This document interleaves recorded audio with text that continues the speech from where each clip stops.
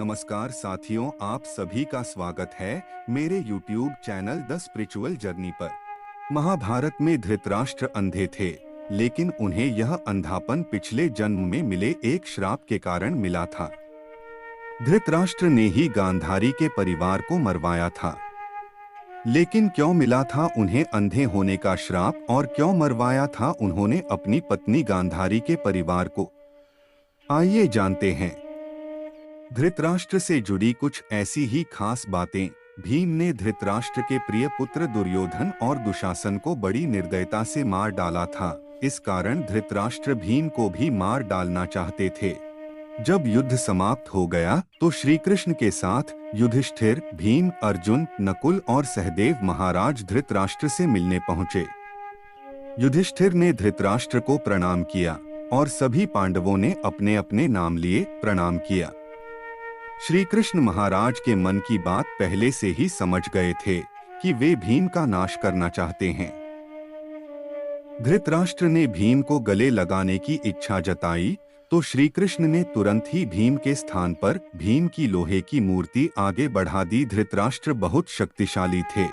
उन्होंने क्रोध में आकर लोहे से बनी भीम की मूर्ति को दोनों हाथों से दबोच लिया और मूर्ति को तोड़ डाला। मूर्ति तोड़ने की वजह से उनके मुंह से भी खून निकलने लगा और वे जमीन पर गिर गए।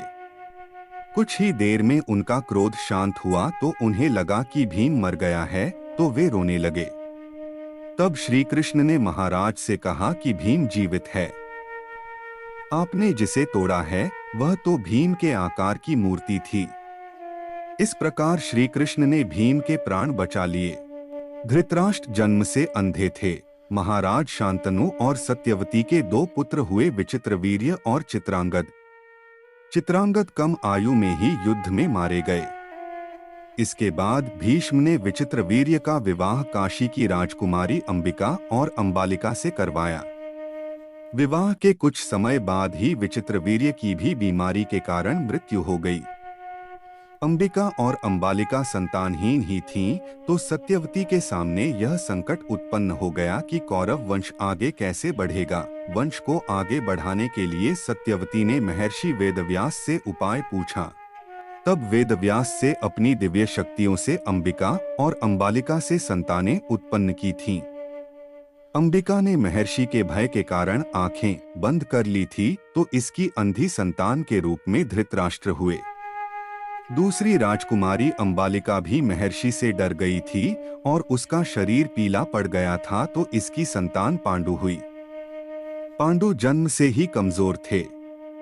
दोनों राजकुमारियों के बाद एक दासी पर भी महर्षि वेदव्यास ने शक्तिपात किया था। उस दासी से संतान के रूप में महात्मा विदुर उत्पन्न हुए। धृतराष्ट्र अपने पिछले जन्म में एक बहुत दुष्ट राजा था। एक दिन उसने देखा कि नदी में एक हंस अपने बच्चों के साथ आराम से विचरण कर रहा है। उसने आदेश दिया कि उस हंस की आंख फोड़ दी जाए और उसके बच्चों को मार दिया जाए। इसी वजह से अगले जन्म में वह अंधा पैदा हुआ और उसके पुत्र भी उसी तरह मृत्यु को प्राप्त हुए जैसे उस हंस के। अंधे होने के कारण धृतराष्ट्र से पहले पांडु बने थे राजा। धृतराष्ट्र, पांडु और विदुर के पालन पोषण का भार भीष्म के ऊपर था। तीनों पुत्र बड़े हुए तो उन्हें विद्या अर्जित करने भेजा गया।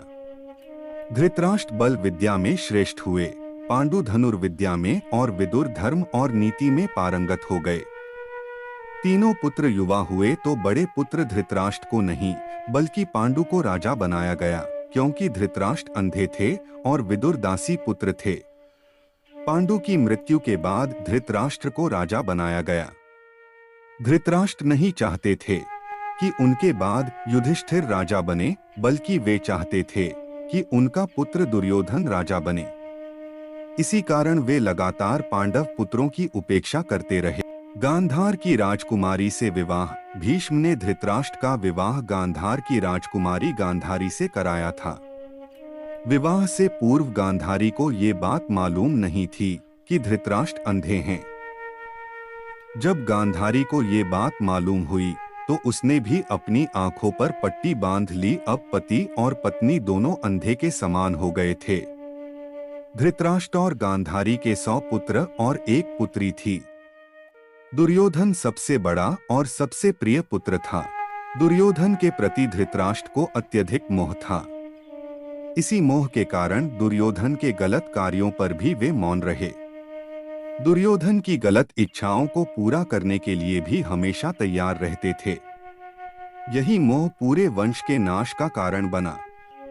धृतराष्ट्र ने मरवाया था गांधारी के परिवार को। धृतराष्ट्र का विवाह गांधार देश की गांधारी के साथ हुआ था। गांधारी की कुंडली में दोष होने की वजह से एक साधु के कहे अनुसार उसका विवाह पहले एक बकरे के साथ किया गया था। बाद में उस बकरे की बलि दे दी गई थी। यह बात गांधारी के विवाह के समय छुपाई गई थी। जब धृतराष्ट्र को इस बात का पता चला तो उसने गांधार नरेश सुबाला और उसके 100 पुत्रों को कारावास में डाल दिया और काफी यातनाएं दी। एक एक करके सुबाला के सभी पुत्र मरने लगे।